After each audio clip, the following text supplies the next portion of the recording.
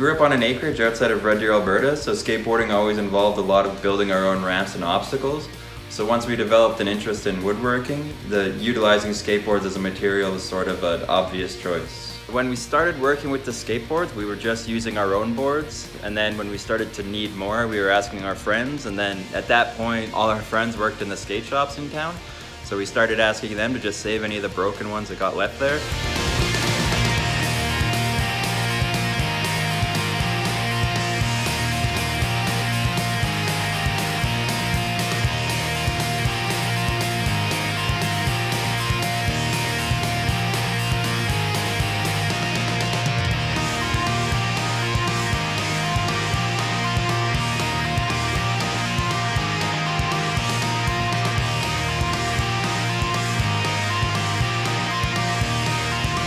My favorite part of the process is probably getting the boards cleaned and cut up so that you get to see what sort of material is inside of them and get to envision all the things that you can make with it.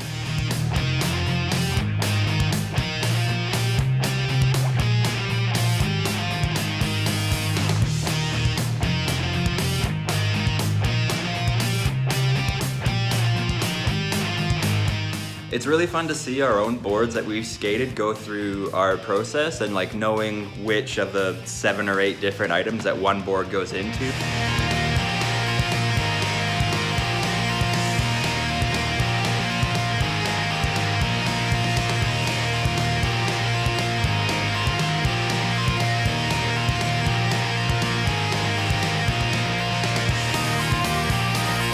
That you can really make anything out of the skateboards if you just have enough time and patience to do it.